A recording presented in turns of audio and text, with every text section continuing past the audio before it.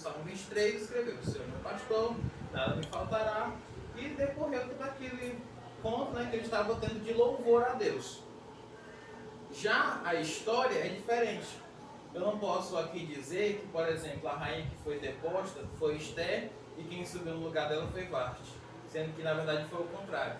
A gente tem que ter esse cuidado, né, com a história, com o rigor dos fatos, para que os irmãos não entendam de uma maneira errada. Então, a história nos conta que nós temos a rainha Vasti, que ela foi uma rainha do rei Assuero, e essa rainha ela desobedeceu algo que o rei requereu dela, e no caso foi que ele viesse, né, à sua presença. Então, a lição na lição passada, no capítulo passado, nós vimos, né, um pouco de como é que vai acontecer esse panorama do livro de Esther.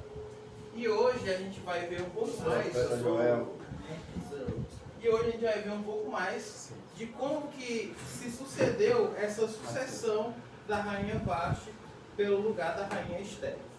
Então a gente passou a lição de número 6 e já vamos chegar na lição de número 7. Vou ler aqui a introdução para vocês. Deus estabeleceu princípios imutáveis pelos quais governa a todos os povos, independente da cultura, época ou lugar. Nessa lição, veremos o claro contraste entre as condutas de Vasti e de Esther, a obediente moça judia que ascendeu ao trono da rainha de um dos maiores impérios de todos os tempos, o Império Persa. Então a gente vai ver aqui os relatos, né, desse livro histórico que ele vai nos dar. O interessante é que no caso de Esther, no caso da Pérsia, é uma história que não está retratada somente na Bíblia. Existem diversos outros documentos que nos contam acerca dessa história. Um deles, por exemplo, são o conjunto de histórias de Heródoto, que foi que de fato, né, criou o termo história, porque ele descrevia os fatos que aconteciam naquela época, o grego. Então, além da Bíblia narrar alguns fatos, a gente também tem os contos, né, as narrativas de Heródoto, e também dos manuscritos do povo persa, também que anotavam que eles tinham esse cuidado de registrar tudo aquilo que acontecia, os seus feitos, as suas leis.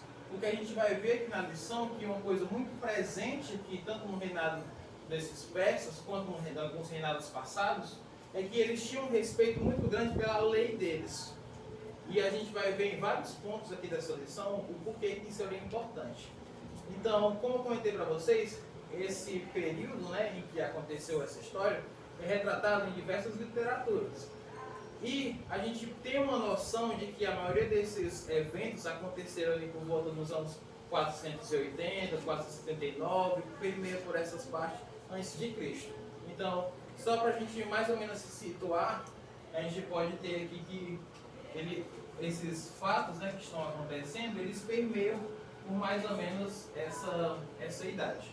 E o porquê que isso é importante? É que o Império Persa, no caso o Império dos Médios e dos Persas, porque é falado, né, essa questão, são os Médios e os Persas? É porque existia o povo Medo, que ele, em sua grande totalidade, estava, né, incluído dentro do povo também do reinado persa. Então, você não tinha essa dissociação entre Medos e Persas, eles eram como se fosse um povo um só. É tanto que existiram vários casamentos entre persas e medos, então eles eram uma sua totalidade. Então, caso eu fale aqui, por exemplo, o Império Persa, o Império Medo, eu estou falando do mesmo reinado.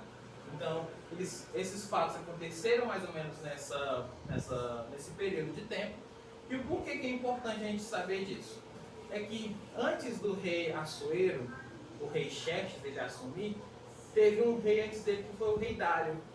E esse rei Dário, a gente vai ver em algumas passagens da Bíblia que ele, por exemplo, foi aquele rei que estava com Daniel, no tempo que aconteceu todo aquele relato, né, da cova dos leões.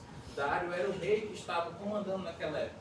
Passados um tempo, né, depois, a gente vai ver o reinado do rei Assuero, que é descrito no livro de Esther. E o porquê que é importante a gente saber disso? É que o Império Persa, ele tinha um caráter muito grande expansionista.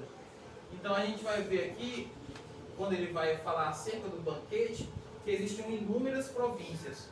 os irmãos podem me corrigir, mas que era por volta de 120 províncias por aí. Então era muito grande o terreno deles. Era basicamente o maior império que existia.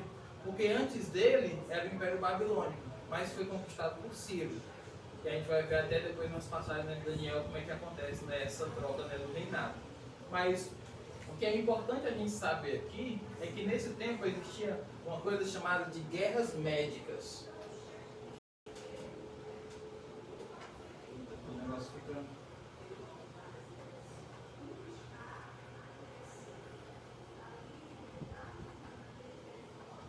As guerras médicas. E porque eram médicas, pena dos médios.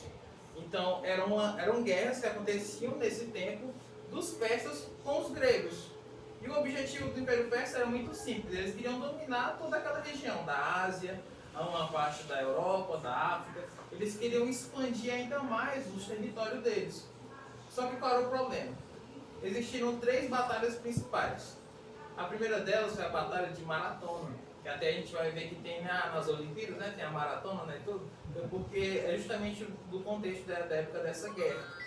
A primeira batalha, que foi essa de Maratona, quem guerreou nela foi o rei Dário. Só que o Império Persa foi destruído pelo Império Grego. Eles perderam essa primeira batalha. A segunda dela foi a Batalha das Termópilas. Nessa batalha, não sei se vocês já assistiram aquele filme 300, que tem lá o Leônidas, né, e os 300. Os espartanos, né, os espartanos contra os persas, era nesse período aqui já do rei Assuero, né, do rei Xerxes. Então a gente vai ver esse relato, salvo, né, a licença poética, né, do filme, que lá eles retratam como uma ficção, mas a gente pode ver alguns elementos, né, daquela história incorporados. Então a gente tem essa segunda batalha, que é das Termópilas, que foi a qual o rei Xerxes, o rei Assuero, ele venceu. Passado um tempo depois, a gente vai ver que ele está se organizando já para a próxima batalha, que é a Batalha de Salaminas. E esse aqui é o interessante, a gente vai ver que esse contexto aqui do banquete, essa história de Esther, ela tem algumas relações com essas histórias que aconteciam naquela época. Então é por isso que é interessante essa questão da Bíblia Sagrada, retratar também, a gente ter esse cuidado, né, com a Bíblia, de ver que ela também é um documento histórico. Então, fatores externos, né, o que aconteciam, também impactavam aquilo que a gente vai ver aqui na Bíblia Sagrada. Eu sei que parece que foi muita coisa nessa história no começo agora, mas no decorrer da lição a gente vai sempre retornar a esses pontos, mas eu só queria deixar esse panorama geral para que a gente entendesse como era o contexto que aquele pessoal vivia naquela época. Então,